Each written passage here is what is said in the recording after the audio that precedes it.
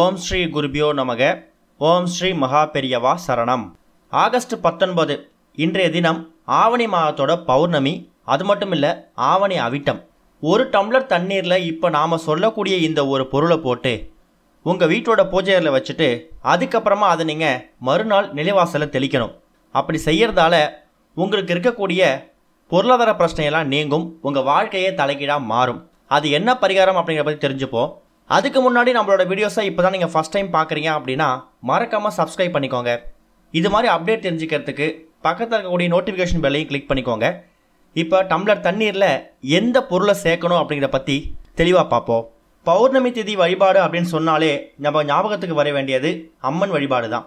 அதுலேயும் குறிப்பாக கொஞ்சம் உக்கிர தெய்வ வழிபாட்டை பௌர்ணமி நாளில் செய்கிறது சிறப்பு.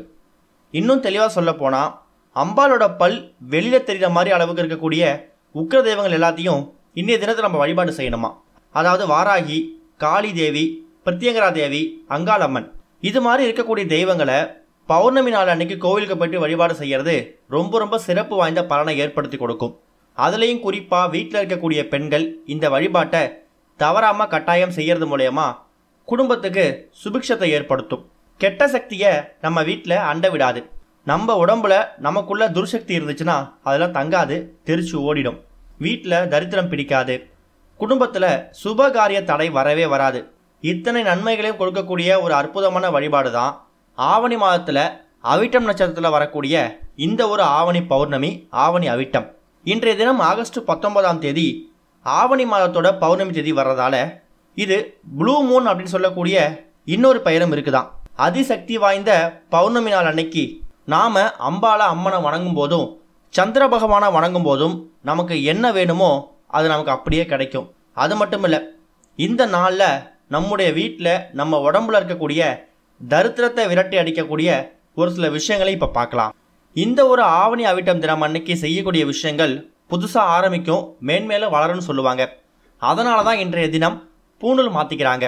இந்த பூணூல் மாற்றுற விஷயத்த உபகர்மான்னு சொல்லுவாங்க. உபகர்மா அப்படிங்கிறது புதுதாக ஆரம்பிக்கிறது, புதுசாக துவங்கிறதுன்னு அர்த்தம். இந்த நாளில் தான் வேதங்கள் பிறந்ததாகவும் நம்பப்படுது. ஆக மொத்தம் இன்றைய தினம் சிறப்பு வாய்ந்த நாள். இன்றைய தினம் அம்பாள் வழிபாடு செய்யறதுக்கு யாருமே தவறக்கூடாது. குலதெய்வ வழிபாட்டுக்கும் இந்த ஒரு நாள் சிறப்பான நாள். மகாலட்சுமி வழிபாட்டுக்கும் சிறந்தது. இந்த வழிபாட்டோடு சேர்த்து நம்மோட கடன் பிரச்சனையை தீர்க்கறதுக்காக நாம் என்ன செய்யலாம், இது மாதிரி ஆன்மீக சம்மந்தப்பட்ட பல விஷயங்களை இந்த வீடியோவில் நீங்கள் பார்க்க போகிறீங்க. பௌர்ணமி தினம் அப்படின்னு சொன்னாலே நம்ம ஞாபகத்துக்கு வர்றது சந்திர பகவான் தான். அதுலேயும் சோமவாரத்தில் திங்கட்கிழமையில் வரக்கூடிய இந்த ஒரு பௌர்ணமி, இந்த ஒரு ஆவணி அவிட்டம் ரொம்ப ரொம்ப சக்தி வாய்ந்த ஒரு நாள். சிவபெருமானுக்கு உகந்த நாள் சோமவாரம். சோமவாரத்தில் வரக்கூடிய எந்த விசேஷ தினத்தில் இருந்தாலும் நாம் அந்த விசேஷத்தை கொண்டாடும் போது, விரதம் இருக்கும்போது அந்த விரதத்துக்கான பலனையும் பெற முடியும். சோமவாரத்தில் விரதம் இருக்கிறதால சிவபெருமான அனுகிரகத்தையும் நம்ம சேர்ந்து பெற முடியுமா. சந்திரன் வழிபாடு கட்டாயம் செய்யணும். அதுக்கு முன்னாடி உங்கள் வீடு பக்கத்தில் கோவிலுக்கு போங்க, சிவனை வழிபடுங்க. சிவனை வழிபட்டுட்டு கோவிலை சுற்றி வலம் வரும்போது தாயார் அம்மனையும் வழிபட்டு வாங்க. கோவிலுக்கு சிவபெருமானுக்கு விபூதி குங்குமம் வாங்கி கொடுங்க. அம்பாள் தாயாருக்கு, அம்மனுக்கு மஞ்சள் குங்குமம் வாங்கி கொடுங்க. இது மட்டும் நீங்கள் செஞ்சாலே போதும். இது போக இப்போ நாம் சொல்லக்கூடிய இந்த ஒரு பரிகாரத்தை நீங்கள் உங்கள் வீட்டோட பூஜை அறை தயார் செஞ்சு அதுக்கப்புறமா வீட்டோட மொட்டை மாடிக்கு போயிட்டு இந்த பரிகாரத்தை செய்ய போகிறீங்க. இதுக்கு உங்களுக்கு தேவையான பொருள் என்ன அப்படின்னு கேட்டிங்கன்னா, ஒரு டம்ளரில் தண்ணி இல்லை ஒரு சின்ன பவுலில் கூட தண்ணீர் எடுத்துக்கோங்க. அதில் ஒரு முக்கியமான பொருள் ஒன்று சேர்க்கணும். அது என்ன பொருள் அப்படின்னா சர்க்கரை, இனிமையான சர்க்கரை, ஒயிட் சுகர்.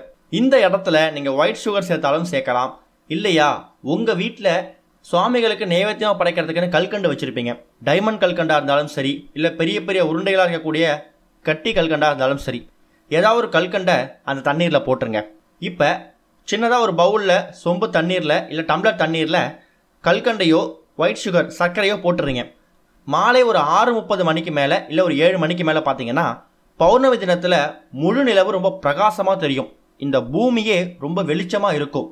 அதே மாதிரி உங்கள் வாழ்க்கை பிரகாசமாக இருக்கணும், ஜொலிக்கணும் அப்படின்னு நீங்கள் நினைக்கிறீங்க அப்படின்னா வீட்டோட பூஜையில் விளக்கேற்றி வச்சுட்டு சாமி கும்பிட்டுட்டு அம்பாளை அம்மனை தரிசனம் பண்ணிவிட்டு நேராக என்ன பண்ணுங்கள், அந்த டம்ளர் தண்ணியில் சர்க்கரை போட்டிருக்கீங்களே அதை எடுத்துகிட்டு உங்கள் வீட்டோட மொட்டை மாடிக்கோ இல்லை உங்கள் வீட்டில் எங்கேருந்து பார்த்தா முழு நிலவு மறையாமல் மொத்தமாக தெரியுதோ அந்த இடத்துல நின்று அந்த டம்ளர் தண்ணீர் கையில் வச்சுருக்கீங்களே அதை அப்படியே சந்திர பகவானை நோக்கி ஏந்தி உங்களுக்கு என்ன வேண்டுதல் இருக்கோ அதை மனசார கேளுங்க. சந்திர பகவானோட அந்த ஒளி பிரகாசம் அந்த பொலிவு அந்த தண்ணீர் மேலே விழட்டும்.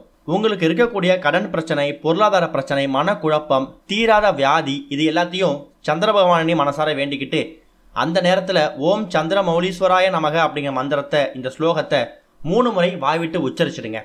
அப்படி செய்யறதால சந்திர பகவானோட அந்த அருள், அந்த அனுகிரகம் அந்த தண்ணீரில் இறங்கியிருக்கும். அதுக்கப்புறமா நேராக வீட்டோட பூஜையில் எடுத்து வந்து வச்சுருங்க. அந்த டம்ளர் தண்ணீரில் சர்க்கரை போட்டு மேலே எடுத்துகிட்டு போனீங்களே, அந்த டம்ளர் தண்ணீரையோ இல்லை பவுலில் கூட தண்ணீரையோ பூஜையில் வச்சுட்டு பௌர்ணமி இரவு முழுக்க அந்த தண்ணீர் உங்கள் வீட்டோட பூஜை அறையில் பத்திரமா அப்படியே இருக்கட்டும். மறுநாள் செவ்வாய்க்கிழமை காலைல எந்திரிச்சு நிலைவாசலில் வாசல் தெளித்து கோலம் போடுவீங்களே, அப்போ வாசல் தெளித்து கோலம் போடக்கூடிய அந்த தண்ணீரில் நீங்கள் சந்திர பகவான்கிட்ட ஆசீர்வாதம் வாங்கின, சந்திர பகவானோட அனுகிரகம் இருந்த அந்த சொம்பு தண்ணீர், அந்த டம்ளர் தண்ணீரை நிலைவாசலை வாசல் தெளிக்கிறதுக்கு பயன்படுத்தக்கூடிய அந்த தண்ணீரோடு சேர்த்து நிலைவாசலை தெளித்து விட்டுருங்க. இது போதும்.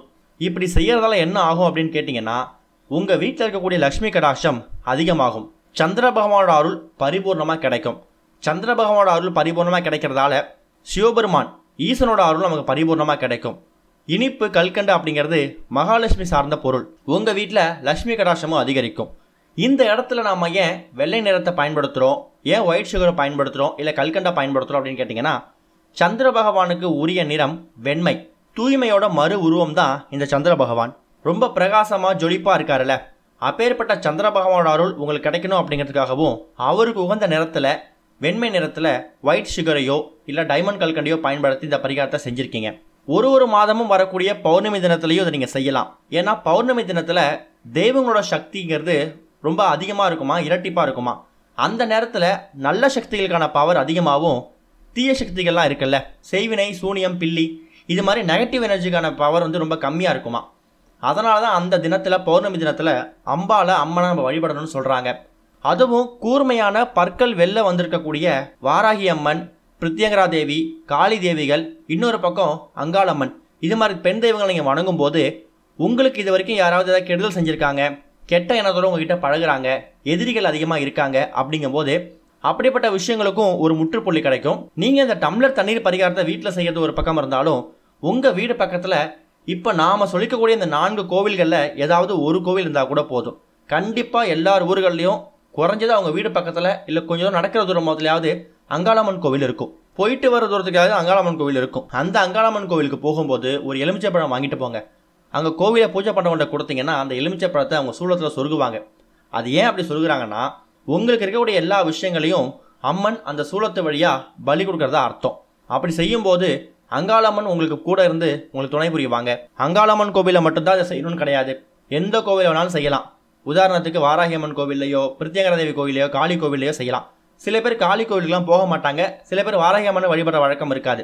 அப்படிப்பட்டவங்க எல்லா அம்மன்கள் மாதிரியும் வழிபடக்கூடிய அங்காளம்மன் கோவிலுக்கும் போயிட்டு உங்கள் வழிபாடை நீங்கள் செய்யலாம். இந்த ஒரு ஆவணி பௌர்ணமி தினத்தில் இந்த ஒரு வழிபாடை செய்யுங்க, கண்டிப்பாக நல்ல முன்னேற்றம் ஏற்படும். ஓம் ஸ்ரீ குருபியோ நமக. ஓம் ஸ்ரீ மகா பெரியவா சரணம்.